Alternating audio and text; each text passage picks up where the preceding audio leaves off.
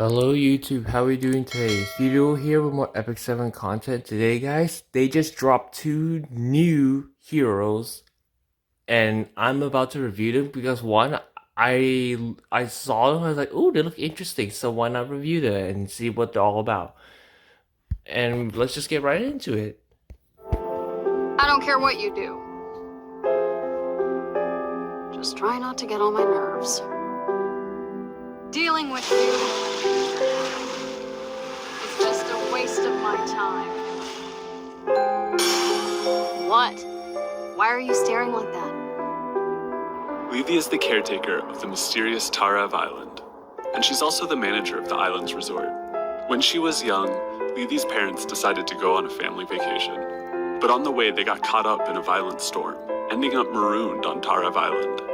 Not long after, Levy lost her family on the island, and since then, she's been living her life dependent on a strange voice. Levy is a 5-star. She's low tech for warrior, but she has decent health defense and pretty fast for warrior. Is there any warrior at 121 that I can think of right now? Not on top of my head, and she has a lot of effect too. Elemental warrior. She has high speed for a warrior and can increase her effectiveness through her imprint concentration. Skill 2. Okay, so let's see. It's passive. Doesn't cost any skill to activate the casters for Sober. So it has Caesarea S1 trait. When attacking, has up to 100% to inflict an omen on target regardless of whether attack hits. Can't be activated by counter duel or extra attack. Omen, a unique effect, a new one, which says something's watching, cannot be resisted. Cannot be affected by ER, can't be dispelled, transferred, or resisted. Wait, it cannot be resisted through immunity. So even if the enemy has immunity, this little unique debuff can get on them regardless. And apparently stacks up to 3 times. I guess if something happens on the third stack. So that's the marker. Skill 3, Freeze Over. Attacks all enemies with a frozen mass, decreasing buff durations by 1 turn, before having up to 100% chance each to inflict Frostbite and Restrict for 2 turns. When 20 soul is consumed, grants an extra turn to the caster. Skill 1, Wave Slash. Attacks the enemy with a sword, before increasing the speed of the caster for 1 turn. After attacking, when the target's omen is 3, consumes all, activating Call of the Abyss. Call of the Abyss invokes a deep sea creature to attack the enemy, and when the enemy is defeated, inflicts extinction and recovers the health of all allies. It's like Angelica. Cannot trigger a critical hit and penetrates the target's defense. Damage dealt increases proportional to the caster's max health. Amount recovered increases proportional to the target's max health. Oh my god, that's a lot of damage through. Okay, let's see. There's artifact, increased health up to 10, attack increased damage up to 10. And when it's extra attack, which basically means you trigger the omen for the 3rd time for her, increases damage by additional 10.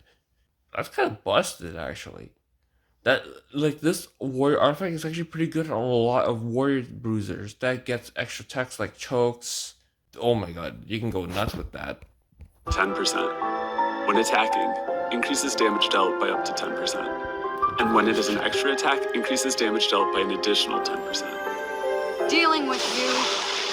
A solitary, cold beauty blooming in the Azure Ocean. Players will be able to meet Lethe through the limited summon starting July 20th. Thank you.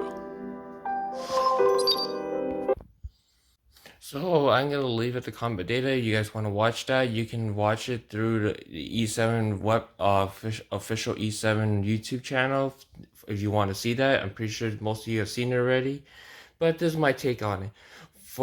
She's pretty good. Like, she's really fast. She has a debuff literally cannot be resisted in any sort of way. When stacked up to 3 times of this unique buff, triggers an extra attack that, if killed, inflicts extinction, then it heals your team, which, a lot, and she gets an extra turn. and she basically built with pure HP defense. Attack does I don't think even matters. Maybe some attack will help, but she's mainly HP defense. I guess as fast as you need her to be, and I guess if some effect will work. But whoo, she's another word that doesn't need anything except bruiser stats. Okay, with that, that's my take on it. I think her artifact is also really busted as well. Is for those who are gonna wail on it, of course, or those who have enough to get multiple copies, or just lucky to get multiple copies. I hope you all have the luck on her that's coming up this week. And yeah, let's move on to the next video.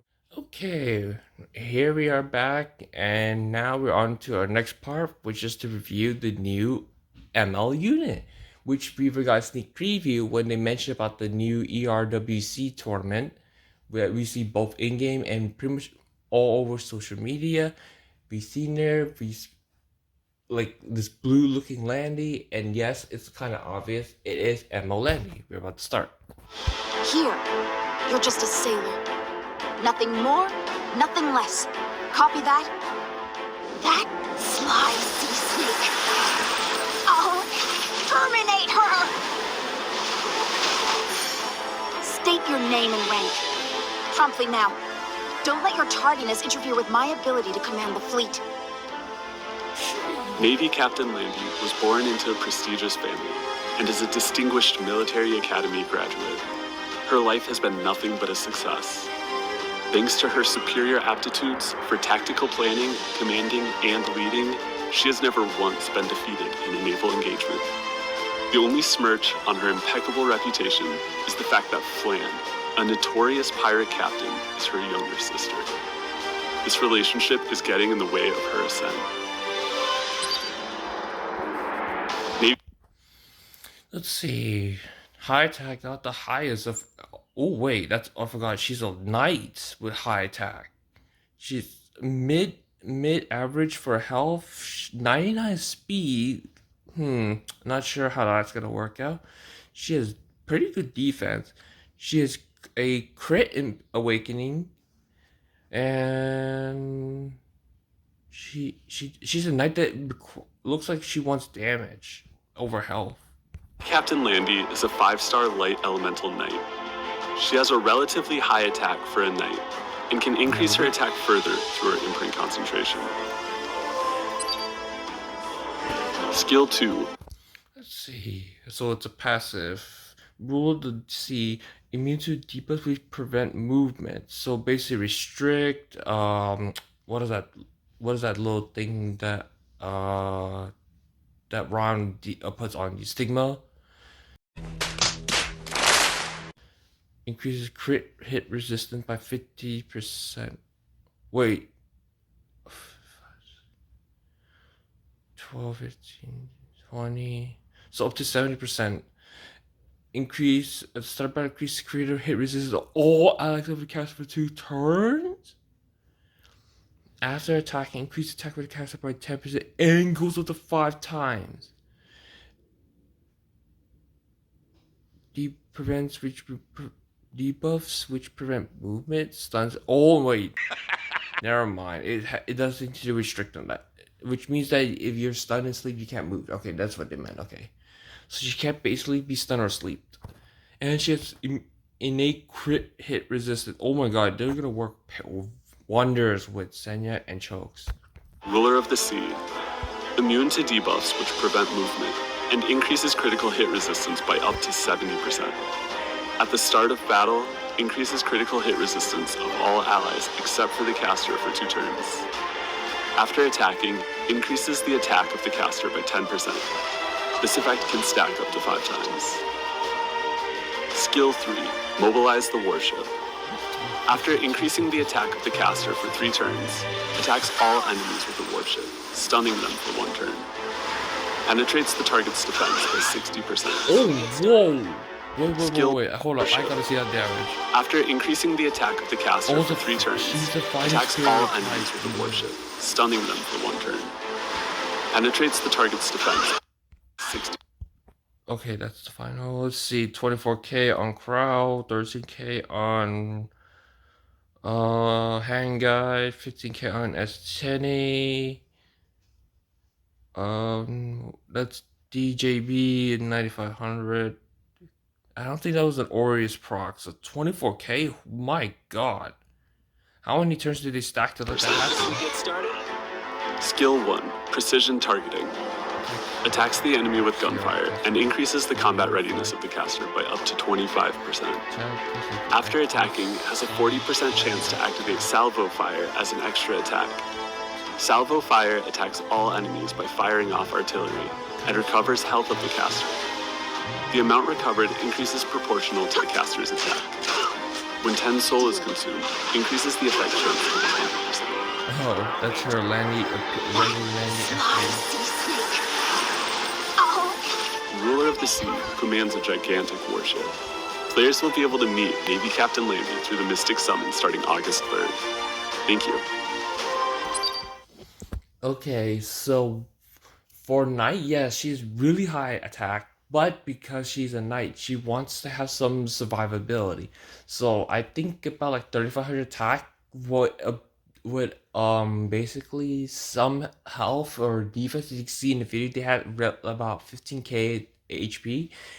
So I think somewhere around there should be fine. And defense might be like 200k plus.